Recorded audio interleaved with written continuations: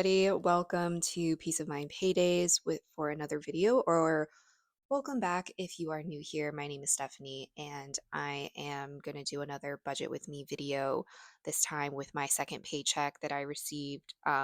What you're looking at right now is a software called You Need a Budget, also known as YNAB. If you're interested in trying this out for yourself, I do have a link in the description that gives you 34 free days. And then, yeah, so we can just hop right in and budget my paycheck with me. So, for context, I am a salaried employee. I get paid biweekly and I work in tech. This paycheck I received $2,469.19. The difference you see here is from, I believe, a class action lawsuit I received and a checking account bonus. So I'll go into that towards the end of the video about my um, income this month and some of my expenses. There's still a few days left in this month at the time of filming this, but hopefully nothing too crazy. But yeah, we'll see where the video takes us. So, first thing I always do when budgeting paychecks out is to go to my most expensive expense. My cat is going crazy in the background as normal every time I film these videos. And that is my rent payment. So I've already covered rent for December, which is coming up in a few days, and then I have January half covered. So I'm just going to add 750, which is half of my portion of the apartment I rent with my fiance, and then I have basically rent covered for next month and then the month after that. So I'm going to go back to today. I'm going to check out to see if there's anything else in November that I want to cover with this paycheck, but otherwise I'll go to December and start finishing budgeting in December. So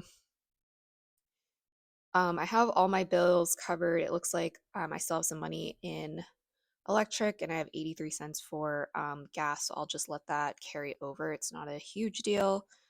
Um, and then I'm right on the money for groceries. Looks like I targeted or I assigned 300 and I spent 292. So I'll just let the 770 carry over. Um, Dining out, I looks like I was also very close. I have like an extra 16 bucks and then $16 for meal kits as well. Coffee shops were good. So I'm under, which is good to hear. Cat expenses, things are taken out. I'm saving for a vet visit.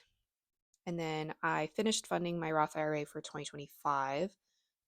So I'm not actively assigning money to that right now. I have some various house goals that I did assign money for. And then wedding, I will touch at a later time because I don't really love the way I'm budgeting for it right now. Um, yeah, it looks like I do have money set aside for things that I think I'll spend money on in the near future. Um, in that case, then I am going to hop on over to December. I do have an overspent, but it's a reimbursement, something I'm going to get paid for soon. So I'm not going to assign money to it just to keep my numbers accurate. But it does, yeah, just so you know, that's what that's about. So it looks like I didn't update or I wasn't able to fully pay off my phone bill. My phone bill has gone up because I did switch providers and I did get a free in quotation marks, iPhone for my mom. Um, this is going to be slightly cheaper and I'm going to get reimbursed for it, but I think it's going to go down to like 120. Um, but that's why it has gone up. So now it is 133.16. And then, so that should cover most of my bills for just, rent, water, electric, bills, and utilities. For food, looks like I did cover groceries, but I didn't finish covering dining out. So I'm just going to finish funding dining out. I need to set aside another 10 for meal kits. And then coffee shops, I assigned $20. Cat expenses. I have a target of 125 for food and litter because I have two cats and they eat a very expensive quality wet food and dry food. Pet insurance is 76.93, and that does cover preventative care. I have a sinking fund for vet bills. I'm adding $54 every month, and now I have about 270. This just covers the actual office visit, which is not covered under my pet insurance. And I use Lemonade for my pet insurance. Um, Skipping retirement for right now, and then I have savings goals. So I am looks like I put 55.82 so far for my house down payment. This is something I used to save a lot more aggressively for. But right now my priorities are shifting towards wedding, and we're pretty comfortable renting our apartment for the next few years. So we're not, yeah, trying to buy a house in the next year or so. So I slowed down budgeting for this, but we do want to buy a house eventually. It's just a really tumultuous market right now. So that's the deal with that. But I am saving 215. And so far I have 20,000 ish dollars saved. This is just my portion. My partner also has a portion of his savings allocated for a house down payment. Um, okay. And then gonna skip wedding again because it's just, we'll get to it. Exercise, I need to update this target. So I have the Ladder app, which is a workout app that you pay $29 for. It has several workouts, and there's also a team element. So you sign up for a team and they release workouts every week for you to follow along with. I really enjoyed it. I was very skeptical because I'm used to workout classes, but lately the workout classes have not really fit my schedule, so I like going on my own time. And yeah, they're really flexible and I'm enjoying them so far. But I also signed up for a gym, and that is $40. So um does this do the math? Yeah, there it goes.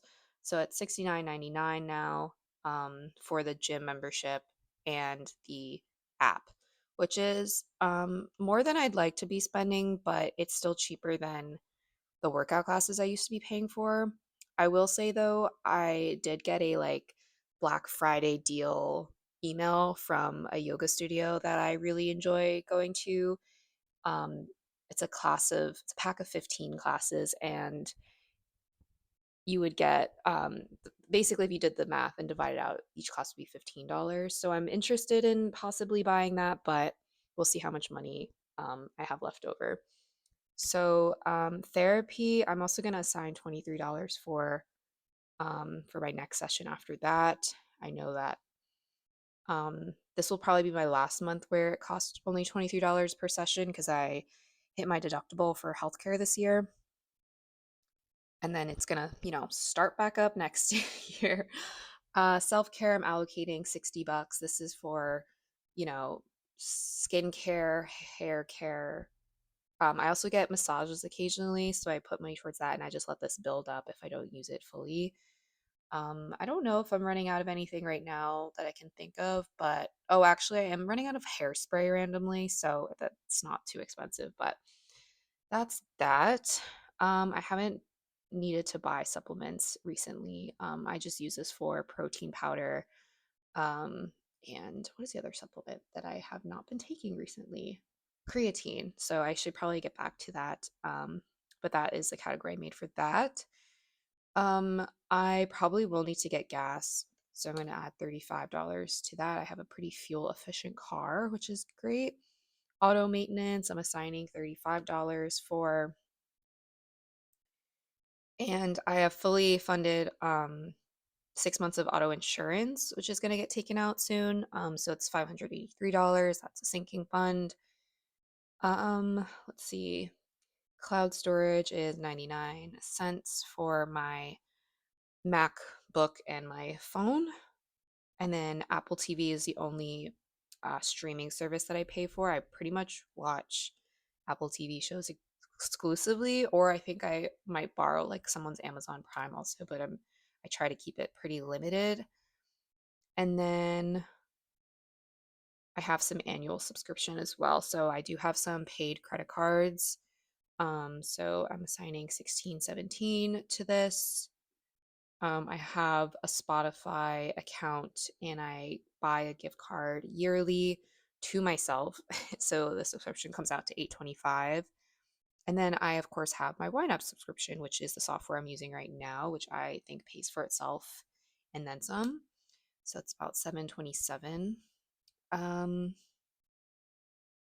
I do have a Thrive subscription, which is like an online grocery store, but I don't think I'm going to renew that. I haven't been using it as much as I thought I would. And then I just realized I do have a Google Photo subscription that I didn't add a Target for. I don't remember when this gets taken out, but I think it's like $20. So I'm just going to put money aside for that now so I don't forget. I get taxes taken out automatically from my paycheck, so I don't assign money to this, but just in case I do something wrong when I fill out my forms, I do have a category for it there. And then, okay, I have gifts and mom retirement. So let's see. I have, I wanted to set aside $1,000. Looks like I've set aside $948 so far. I have been spending money from this category, so that's why there's only $208 left. And so I'm gonna just put aside 100 for my mom's retirement, so I don't forget. I do send money to my mom to help fund her retirement. Um, and then gifts, I that's kind of crazy that I've already spent that much money. But I'm gonna set aside probably like another 150 to this. I just think I want to buy a lot more gifts, and yeah, that should cover for the rest of the things I want to pay for. I still have like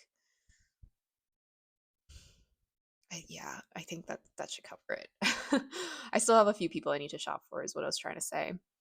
Um Clothing, I do have 100. I might bump this up too, but I I'm not sure. I might bump this up another, let's do another $60. I'm trying to not go crazy, but I am interested in getting things on sale for Black Friday, which is tomorrow. No, which is in 2 days. So we'll see. And then yoga teacher training. I am a yoga teacher. Um, any money that I get from my teaching classes, I put it back into this category. So I'm not actually like spending money I'm making from that side hustle really. I did take a break in November from teaching, but I'm starting back up in December again, and I also might get another gig. So, the one, the original place that I'm teaching at is a co-op, so I have to pay to have classes on the schedule there, and I also need to, yeah, I need to pay for that this coming month in December. So, I think the bill is like $80 for next month. I do have enough to cover that with just what's in here, so I'm not going to assign any money towards it. But I don't know if I'm going to stay at that studio, so we shall see. I think that's everything that I wanted to take care of for December. But now let's jump into wedding budgeting. So if you are not interested in this, feel free to skip ahead to the next chapter of the video. I totally understand that it's not for everyone.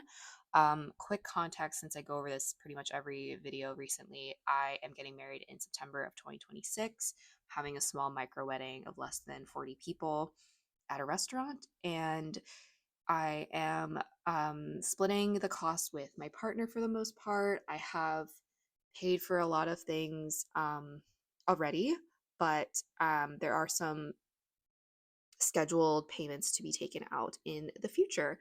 So let's see. I do have also honeymoon fund that I want to set aside money for. So I'm just going to do that. So 318.62 will cover my this month's payment for the honeymoon. I'm trying to save 3,500 by May. That I don't know if I'll need that much money for a honeymoon, but just in case. And if I do have more money to than I need, then I'll just move it over to my general travel category for other travel related things in 2026. In terms of the wedding itself, I've already put a deposit down for photography, makeup and hair, I think. And I am going to actually today put a deposit down for a florist, which I've already set aside money for. Um, I think I want to just finish paying some of these targets with like this slush fund that I have here. I have a ceremony venue category, but I've honestly just been using this as like a holding category. Um, and I think it's just making things confusing. So, how much more do I need for this? Mm, I need to 113. So, I'm going to just move 113 40 to photography so I can make sure that that target is fully paid for. Like, I have the money already available. This target is for makeup, and I want to assign $194.44. So I'm gonna move that much over. So the next time I get billed, I already know I have the money set aside for makeup. And yes, it is very expensive. Um, Hair, I don't know if I added the targets to this. I don't think I did. Um, I can't remember now how much the hair costs. I know that the deposit was 250, but I think the total is going to be like 500. So I'm just going to move 500, or sorry, 250 to hair, and that should cover the rest of hair. That also includes travel costs. So, okay. And then the rest of, so I have 336 now set aside for ceremony, and then I have 371.21 for ready to assign. So I'm actually going to put, let me just make sure. Oh, so I didn't finish doing wedding gifts. So I also, sorry, I'm jumping around, but I also have some other savings goals besides house down payment. It looks like I skipped wedding gifts. I'm going to put aside 100 to the wedding gifts category because I'm going to weddings also in 2026. I have, I think, confirmed 3 weddings. So I think this should be good for now. But this also includes the physical gift and any travel or hotel needs for the wedding. So, okay. And then I have 271 left for a sign. I'm going to just put this to the ceremony cost, which is our biggest cost. And then now I have $607.92 for the ceremony. We already paid a big portion of this in our deposit, which is reflected in my fiance's budget. Um, but I do want to help pay for a portion of this, I think. So that is, I think, the budget portion of this video. I think I covered everything I want to cover. I'll now go over income this month and expenses. Um, Maybe not expenses because the month is not technically over and Black Friday's in 2 days, and I do plan on doing some spending. But let's just go over the income in case that's helpful to people. So in November, I made, sorry, I lost my voice for a second. I made $125 babysitting this month. I spent, or sorry, I also made $46 cat sitting for a different family. And I got a checking account bonus for having a checking account with Capital One and having qualifying direct deposits. So that I made $300 from that. I got a class action lawsuit, I got class action lawsuit payout for $44.32. Randomly, you can't really anticipate this that much. And then from my full time job, which is the majority of my money, I got $4,938.36. I also have one more side hustle that's a little bit more niche, and I don't share what it is for privacy reasons, and I got $80 from that.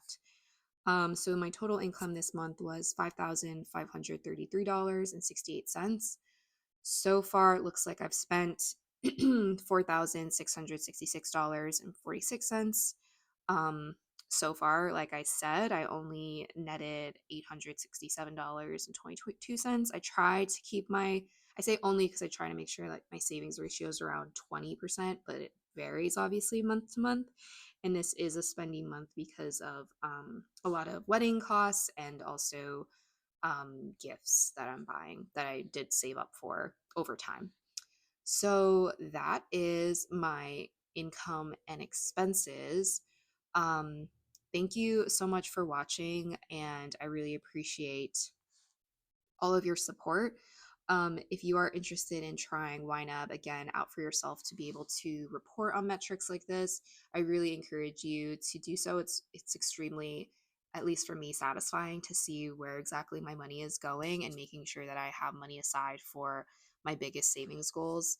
Um, I have a link in my description if you're interested in signing up for yourself. I'll also have a link in my description for the checking slash savings account I use, which I think right now is a promotion for 4.5 APY with Sofi. So yeah, let me know if you have any exciting holiday plans or if you're planning on making any purchases for some of the savings, or I should say some of the sales going on. Thank you so much again for watching and have a good one. Bye.